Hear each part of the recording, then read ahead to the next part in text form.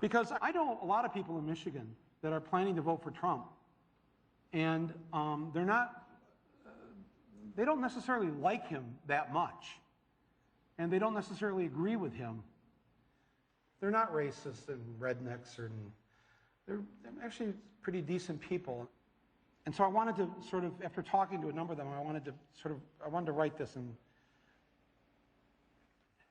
Donald Trump came to the Detroit Economic Club and stood there in front of the Ford Motor executives and said, if you close these factories as you're planning to do in Detroit and build them in Mexico, I'm going to put a 35% tariff on those cars when you send them back, and nobody's going to buy them.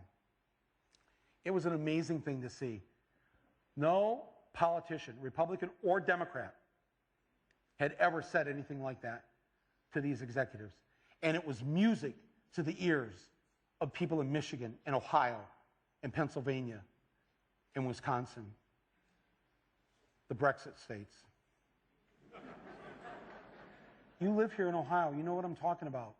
Whether Trump means it or not is kind of irrelevant, because he's saying the things to people who are hurting.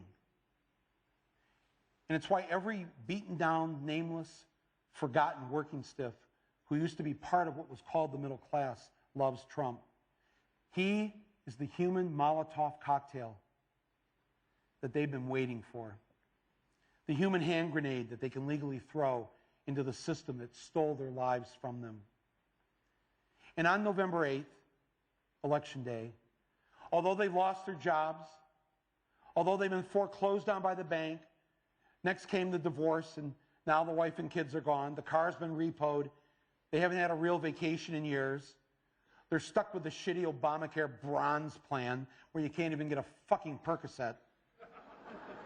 They've essentially lost everything they had, except one thing.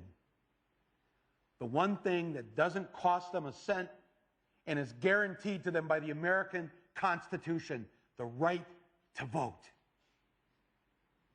They might be penniless, they might be homeless, they might be fucked over and fucked up. It doesn't matter, because it's equalized on that day.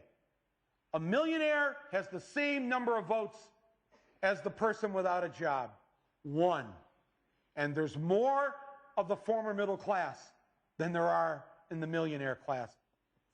So on November 8th, the dispossessed will walk into the voting booth, be handed a ballot, close the curtain, and take that lever, or felt pen, or touchscreen, and put a big fucking X in the box by the name of the man who has threatened to upend and overturn the very system that has ruined their lives.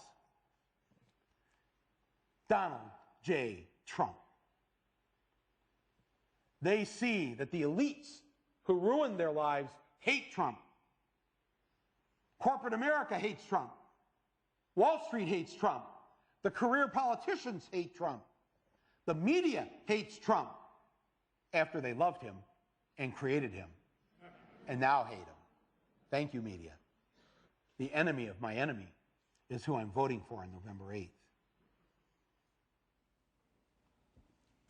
Yes, on November 8th, you, Joe Blow, Steve Blow, Bob Blow, Billy Bob Blow, all the blows, get to go and blow up the whole goddamn system, because it's your right. Trump's election is going to be the biggest fuck you ever recorded in human history. And it will feel good.